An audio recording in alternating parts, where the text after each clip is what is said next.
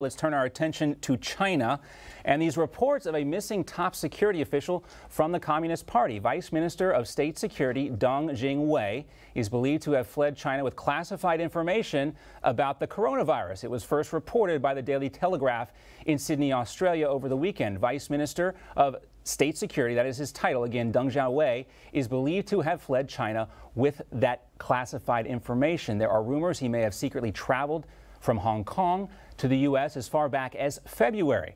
Now, China has not issued an official response to Deng's rumored defection. Last week, President Xi ordered top officials of the Chinese Communist Party to swear an oath ahead of the 100th anniversary of the country's founding, which is scheduled for July 1st. Let's find out more now about what's going on with China and the coronavirus, and welcome in Newsmax White House correspondent Emerald Robinson. Hey, Emerald. Hi, John. Good to see you. Well, there is more developments related to the third-party CEO of EcoHealth Alliance, Peter Daszak. You remember he was a scientist and who was getting the grants from the NIH and funneling those to the Wuhan lab. Well, he had been put on a commission by the United Nations to look into the origins of the coronavirus.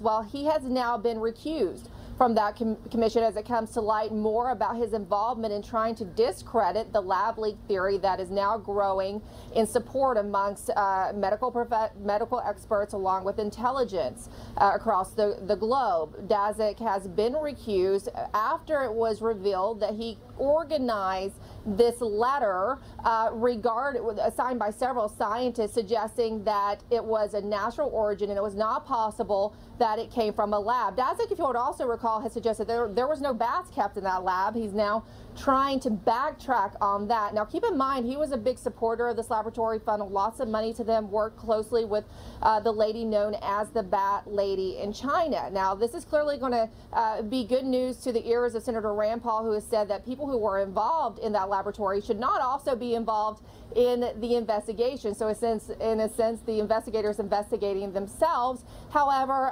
that creates more questions, though, for the administration and Dr. Fauci. If there's a conflict of interest for Daszak, there's also questions about Dr. Fauci, who Daszak thanked for his public criticisms of the lab leak theory as well. Now, in regards to that story you just mentioned as well, that's creating more questions here in Washington, D.C. in regards to if this story is true, if there is a defector. I've been talking to lots of intelligence, the DIA, CIA, trying to get a track on this story, and it's very, very interesting reactions, and that's still a developing story that I know you're going to talk with Gordon Chang about, but we hope to have more information on that soon. We are trying to get in the bottom of it. A lot of sizzle, not a lot of steak there on that story quite yet, Emerald. Hopefully we'll get to the bottom of that. And it's interesting, too, when you talk about Peter Daszak's recusal. This was forced, right? This was not a voluntary thing, and it would seem to indicate that the UN realizes that he's compromised even more so than Dr. Fauci and the folks here in the Biden administration. So we'll also ask Gordon Chang about that. Emerald, thank you for that report. Yeah. We'll follow up with you a little bit later. All right, let's in fact welcome in Gordon Chang, now author of The Great U.S.-China Tech War and the Coming Collapse of China. You can also find him on Twitter at Gordon G. Chang. Gordon, great to see you. Great to see you, John. All right, let's start with Deng's defection here. Then we'll talk about Peter Daszak in a second. You know, it is hard to get this information verified. We have been checking with our sources. You heard Emerald mention this as well. The rumors are that he defected to this country potentially as early as February. What can you tell us about these reports, Gordon? Yeah, Beijing has issued a number of articles in Beijing Daily and in Hong Kong South China Morning Post saying that Deng is back at work, he's discharging his responsibilities. But I believe he has, in fact, defected. And the reason is Beijing has not paraded him in front of the cameras, and it has every reason to do that. First of all, if they paraded him in front of the cameras, it would squelch a lot of the rumors of high-level discord, which is evident from party propaganda over the last 6 weeks. Also, as you point out, this is just before the July 1st centenary of the founding of the Communist Party. And Xi Jinping, the Chinese ruler, does not want anything to mar that celebration, which would include, for instance, this high-level defection. So there's a lot more that's going to come out. There are indications there might be more than one defector. So this could really blow the roof off the Communist Party. We've seen the Chinese regime, the communist regime, cracking down on billionaires in that country. Again, this is all ahead of the centennial of the Chinese Communist Party's founding in China. Gordon, what would it mean for President Xi if this story does turn out to be true, if someone this high actually did defect to the United States? Well, first of all, it would say that there is high-level discord at the top of the party.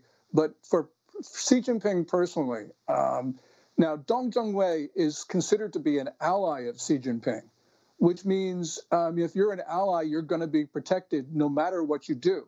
So Dong obviously felt that he could not be protected by Xi, which means that Xi is probably a lot weaker than we have been led to believe, which means that the discord at the top of the party could be especially intense, because that would mean that the opponents of Xi Jinping, who do exist, are pouncing on him. So when you have this amount of internal infighting, it could very well spell the end of the Communist Party. I'm not saying it will happen, but I'm saying that there's an extraordinarily high chance of that happening, much higher than we think. And just, to be clear, we are just trying to lay out some of the possible scenarios here. The information is scant coming from the Chinese Communist Party, but there are literally dozens of these reports, all kind of, circling around the same belief that this guy has, in fact, defected. So let's leave that aside for a second, Gordon, because I also want to talk about Peter Daszak, the president and CEO of the EcoHealth Alliance. This is that nonprofit which directed hundreds of thousands of taxpayer dollars to the Wuhan Institute of Virology. What is your read on the fact that he has been recused from this, from the Lancet COVID-19's commission's work on the origins of the pandemic? Well, it means that the global narrative about China and about Fauci's grant to the Wuhan Institute of Virology and all of these related issues has now really changed, because Peter Daszak was golden. He actually felt so bold last year that he admitted to the New York Times that he had discounted the lab leak theory to protect his friends at the Wuhan Institute. So that's a pretty emboldened statement. Now he's, of course, he's been removed, and part of it is because of his own misconduct, that he failed to disclose conflict of information stuff to the Lancet when he wrote articles, which is a serious charge if you're a scientist or a researcher. So I think this means pretty much the end of Peter Daszak, and that means we could see more questioning of Anthony Fauci, because the two of them were very close. They worked together. Fauci sent money to Wuhan through Daszak's EcoHealth Alliance. This really is, I think, perhaps the beginning of the end for Fauci himself. That would be huge. And we can't forget that House Republicans have submitted a request for information from Peter Daszak that was due back in May. He has refused to respond to those simple questions, so he's in the hot seat. Let's also talk, Gordon, lastly about Hunter Biden. And we're continuing to learn that he still holds this ownership stake in a Chinese government-linked investment firm.